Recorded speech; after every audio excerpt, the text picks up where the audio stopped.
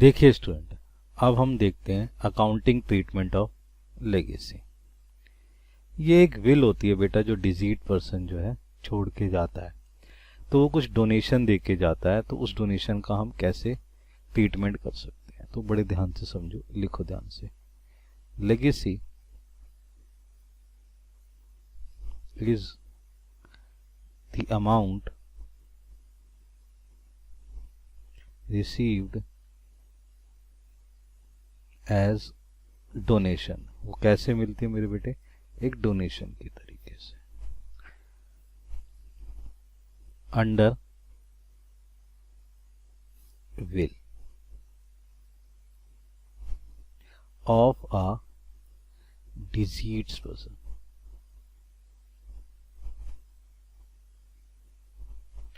जो disease person से हमें जो है क्या मिलता है बेटा?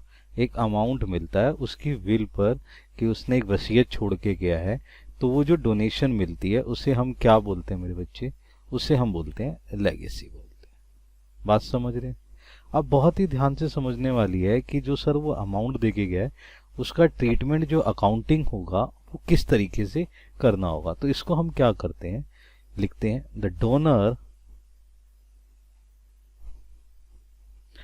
may or may not be, may or may not specify condition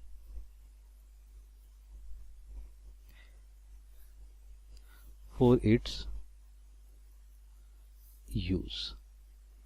student ये ध्यान रखना है कि अब डोनर की ये चीज देखनी है, क्या उसने कोई कंडीशन रखी है, स्पेसिफिक कंडीशन रखी है।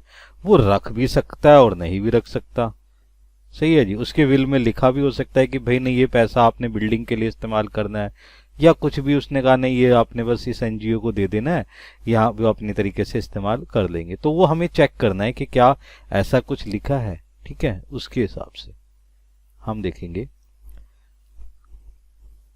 In case no condition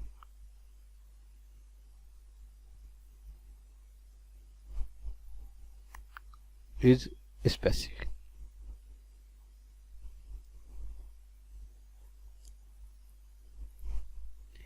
it is accounting as journal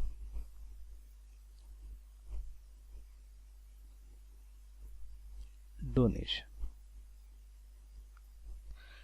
बेटे अगर उसने कोई भी कंडीशन आपको नहीं दी है तो आप उसको क्या मानोगे? जर्नल डोनेशन के तरीके से। समझ रहे हैं मेरी बात को? अगर कंडीशन दे दी तो वो स्पेसिफिक हो गई बच्चे।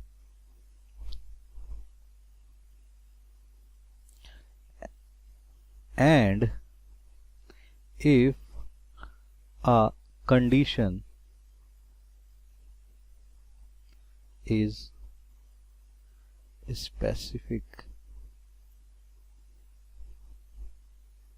specified,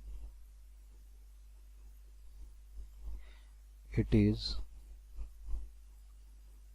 accounted as specific donation। अब बड़े ध्यान से समझो स्टूडेंट, अगर कंडीशन मिल गई तो स्पेसिफिक हो गई। अब आप समझ चुके हैं कि सर जर्नल डोनेशन है तो आपका इनकम एंड एक्सपेंडिचर में, और स्पेसिफिक डोनेशन है तो वो बैलेंस शीट की लायबिलिटी साइड पर चला जाएगा। तो ये तो कहाँ चला जाएगा बेटा? इनकम एंड एक्सपेंडिचर में। और ये कहाँ चला जाएगा सर? ये बैलेंस शीट की लायबिलिटी साइड पे चला गया, क्योंकि उस आदमी ने लिखते वक्त कंडीशन लिख दी। अब इस तरीके से हमने उसका ट्रीटमेंट करना है। एक एग्जाम्पल से इसको समझने की कोशिश करते हैं। देखो ध्यान से सुनो, आपको ये चीज दे रखा है कि लेगेसी रिसीव्ड हुई है कितनी? 10,000 rupees. Legacy donation is toward construction of a library block. मान के चलो यहाँ पर मैंने एक अमाउंट ले लिया जी, ये अमाउंट ले लिया 20,000 1000 रुपीज। अब ये दो केस है, मुझे सच सच देखो ध्यान से स्टूडेंट, ये दोनों चीज समझ में आ रही कि नहीं आ रही। अभी बताया ना कि यहाँ पर अगर कोई स्पेसिफिक कंडीशन नहीं है तो क्या हो जाएगी, जनरल। अब इस क्वेश्चन में देखो ध्यान से, यहाँ लेगेसी रिसीव्ड हुई, कोई कंडीशन दे रखी है नहीं सर, ये क्या हो जाएगी सर, जनरल डोनेशन की तरह हो गया। और यहाँ देखो, यहाँ आपको मिला है ना, और ये क्या बताया आपको, अगर कोई स्पेसिफिक लिख देगा तो क्या हो जाएगा, स्पेसिफिक डोनेशन की तरह। तो बेटे ये आपका क्या हो जाएगा सर, ये तो मेरा स्पेसिफिक हो गया। तो इसकी ट्रीटमेंट और इसकी ट्रीटमेंट क्या है, अगर केस 1 लिखूंगा तो केस 1 में कोई भी तरीके से मेरे को नहीं है अमाउंट मिला, बस सिंपल ही है, कोई कंडीशन है नहीं, तो मैं क्या करूंगा, इसको इनकम साइड पे दिखा दूंगा। क्या दिखा दूंगा, लेगेसी।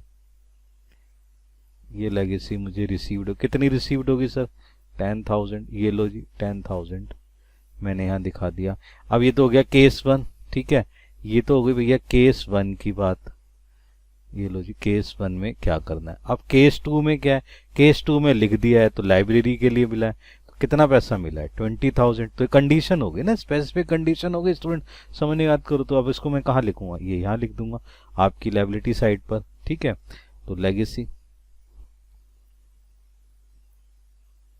सही है जी, इसके बारे में लिखूंगा ऑफ लाइब्रेरी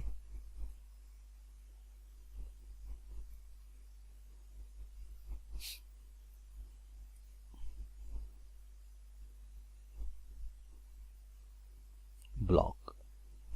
कितना पैसा मिला बेटा 20,000, ये आपका इस तरीके से। तो स्टूडेंट्स यही समझना है कि अगर लेगेसी भी रिसीव्ड हो रही है तो उसकी भी वही कंडीशन है, या तो जर्नल होगी या स्पेसिफिक डोनेशन, और इस तरीके से आपने उसकी अकाउंटिंग ट्रीटमेंट को करना है बच्चे। आगे बात समझ में, हार्ड वर्क करो बच्चे, प्रैक्टिस करो बेटा इसकी।